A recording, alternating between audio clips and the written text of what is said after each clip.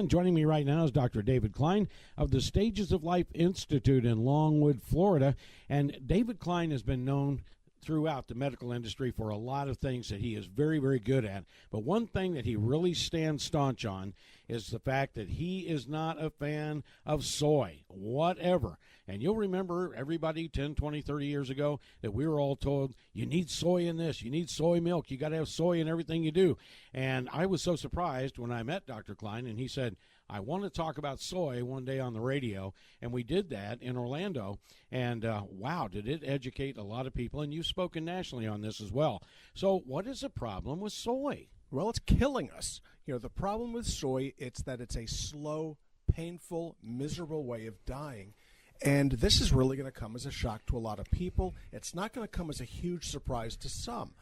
But about 20 years ago, I wrote an article called Death by Soy, How the American Public is Healthying Itself to Death.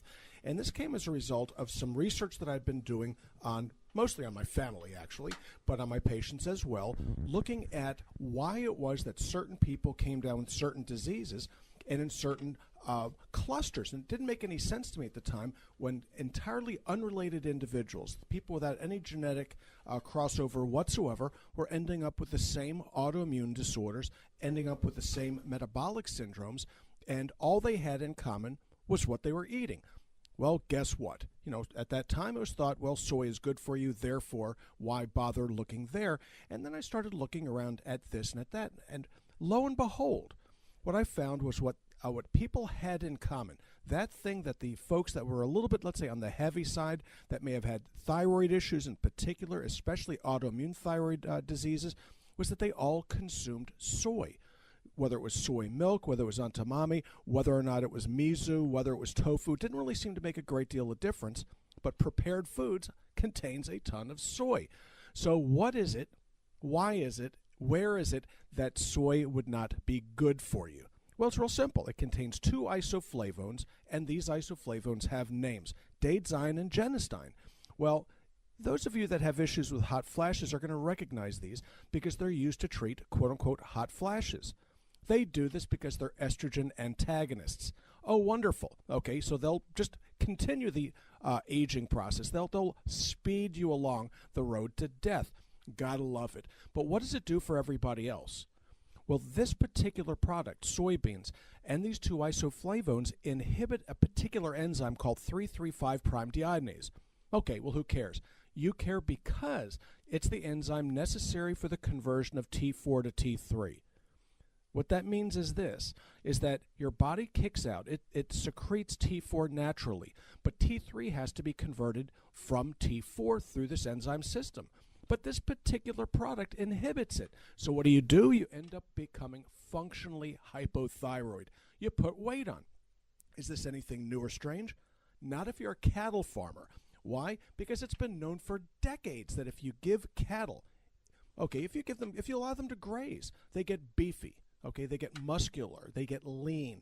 But if you move them into a feeding lot, okay, and you give them whatever you feel like giving, most notably soybean, soy mash, and cornmeal, they'll fatten 30% in 6 weeks. Now, you can't make a steer eat. It eats until it's no longer hungry. So that wasn't that they were eating more.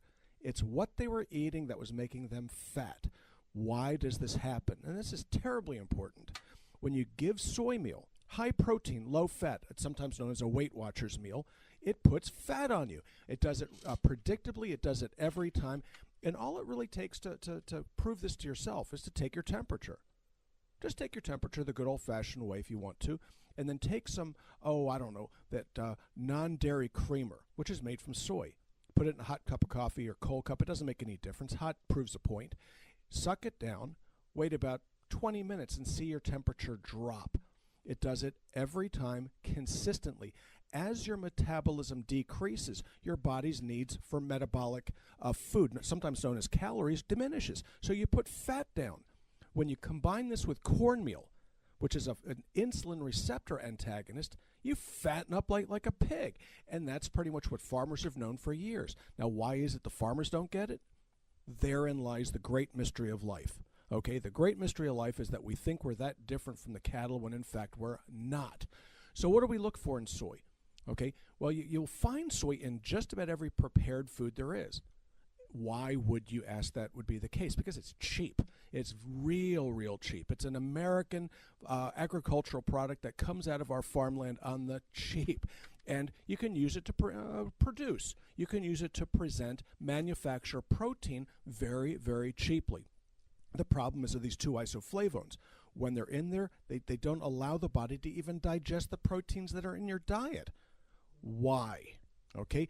Because not only do they inhibit that thyroid enzyme that I won't repeat because nobody's going to care if I do, but also 3 digestive enzymes, which you'll probably remember from high school, pepsin, trypsin, and chymotrypsin.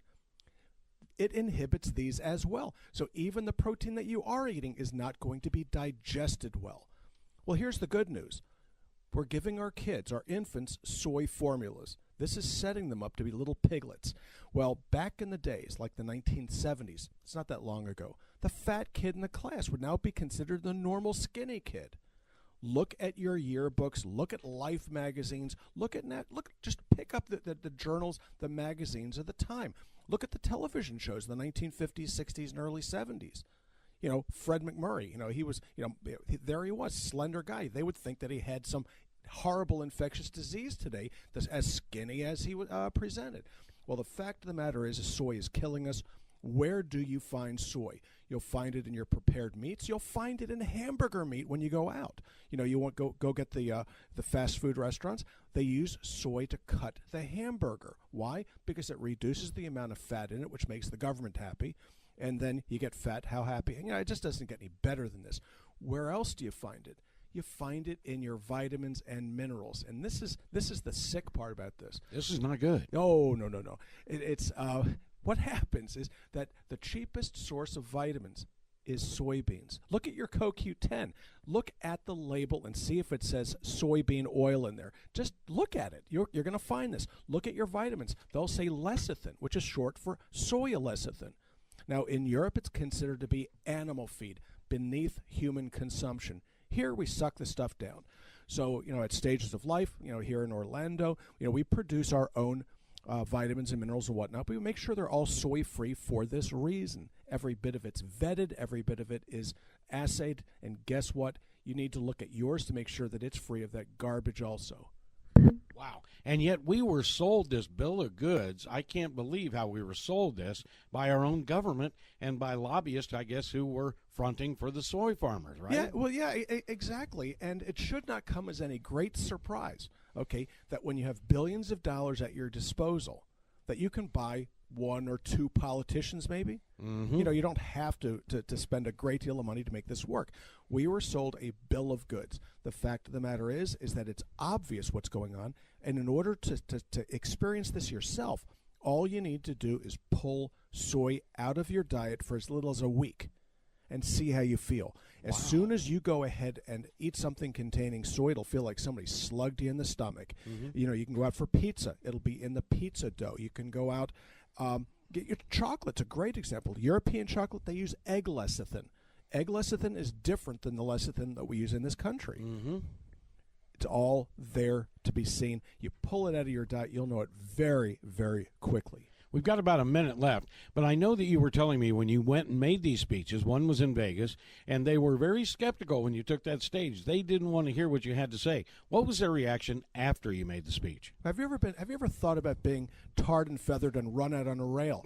very basically, I got hate mail. Okay, people were out there because it was as if I had attacked their religion. Well, the argument is very, very clear. When you look at the chemical structure of these isoflavones and look at the chemical structure of thyroid hormone, it doesn't take an analytical chemist. I was one. Mm-hmm. It does not take a chemist. It does not take a physiologist to realize that this makes a great deal of sense. And all it takes is a thermometer and your own ear or your own tongue to figure this thing out. I don't have to be Mr. Wizard to go ahead and teach you how to do this stuff. It's just so simple and so obvious that it's enough to make us sick with or without taking the soy in our diet. All right, so stay away from soy, and if you are taking vitamins, try to get them from the Stages of Life. And Robin, can you put us together with the Stages of Life Medical Institute in Longwood? Absolutely. You can give us a call at 407-679-3337, and you can visit us on the web at www.stagesoflife.net. To get onto the health store online, just click on the vitamins and mineral tab, and it'll direct you to the health store. You can also come in and visit us at 1917 Booth Circle. That's in Longwood, and we're open Monday through Thursday from 8 to 5. Thank you so much, and we'll talk to the doctor later.